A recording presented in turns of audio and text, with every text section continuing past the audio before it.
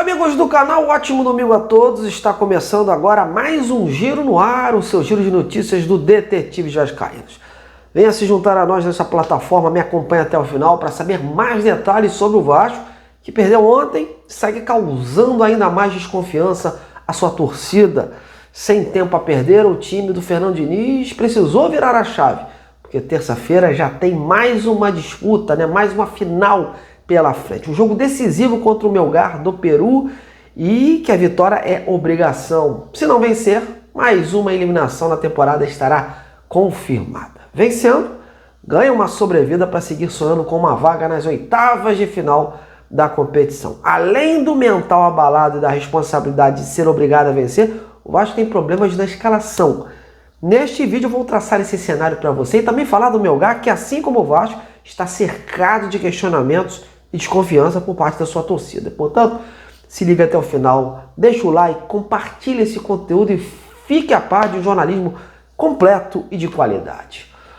Bom, minha gente, o Vasco já amanheceu neste domingo treinando forte no CT Moacir Barbosa, visando o compromisso desta terça-feira contra o Melgar pela Sul-Americana. A derrota, da forma como aconteceu, foi sentida no clube, mas a ordem é levantar a cabeça e acreditar. Isso ficou muito claro na coletiva de pós-jogo ontem do Fernando Diniz. O Diniz citou a sequência de jogos desse início de trabalho do Vasco, o pouco tempo para treinar, como uma das justificativas aí pelos maus resultados, como ocorreu ontem.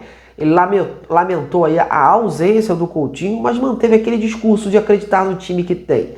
Na sua visão, com o tempo de trabalho, o Vasco vai sair mais fácil dessa situação em que se encontra. O Diniz, inclusive, concordou com o pensamento do presidente Pedrinho sobre o Vasco ter um dos 8 melhores elencos do país, mas que o tempo vai permitir isso acontecer. Basta a equipe aprender a jogar jogo grande como o de ontem e que os jogadores ganhem confiança para jogar aí junto com a torcida. O técnico considera que neste momento é preciso saber cobrar, absorver o que aconteceu, crescer e entregar vitórias ao seu torcedor. Fazendo isso, estreita mais o relacionamento e as vitórias vão acontecer naturalmente.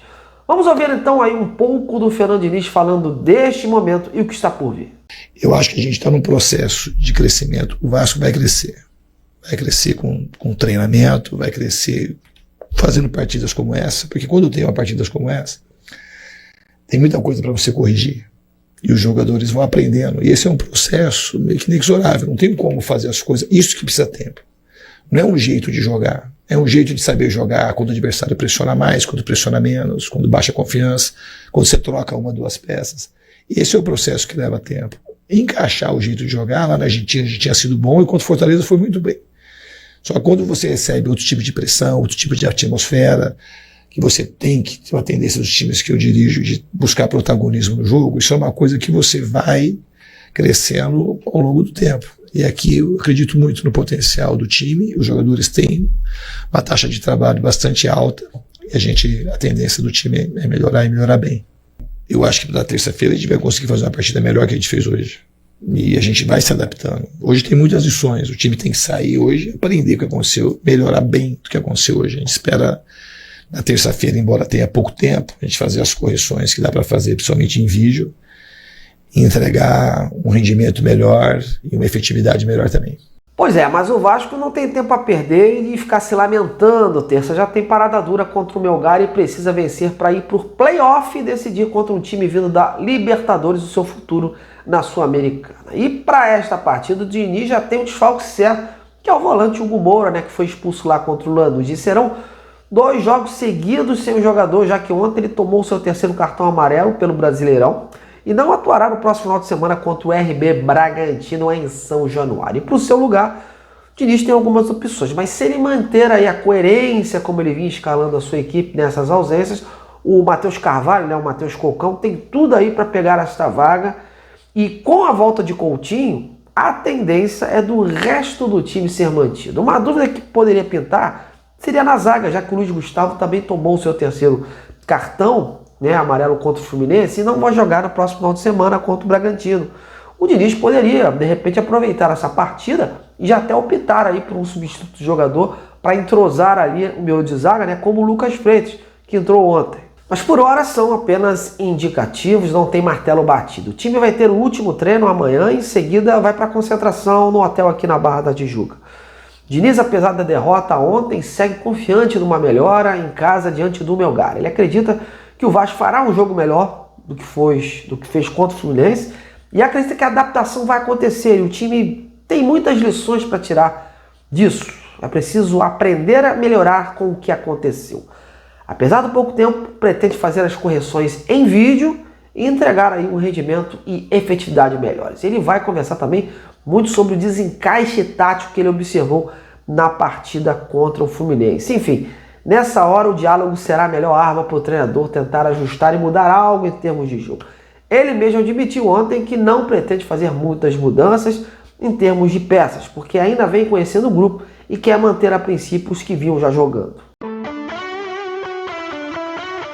Bom, em relação ao Melgar, meus amigos, a equipe peruana desembarcou no Rio hoje pela manhã no aeroporto do Galeão e já se encontra concentrado num hotel na Zona Sul. E por lá o clima é de cobranças da torcida pelo desempenho ruim nos 2 últimos jogos, né? Após a vitória sobre o Puerto Cabello na Venezuela pela Sul-Americana, foram 2 empates seguidos pelo campeonato peruano e um em casa contra o Atlético Grau, que ocupa a 13ª colocação, e no sábado diante do Alianza Universidade, o pior time do campeonato e que ocupa a lanterna da competição. E um empate, diga-se de passagem, conseguido aí no apagar das luzes, através de um pênalti.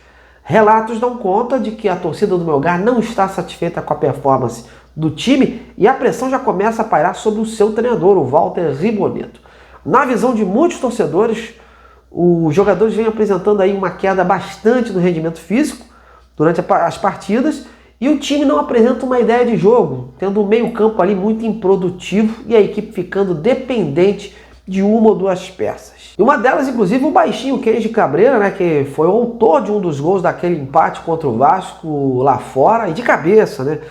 Esse jogador aí é quem vem carregando o Melgar nas costas quando a situação fica meio negra.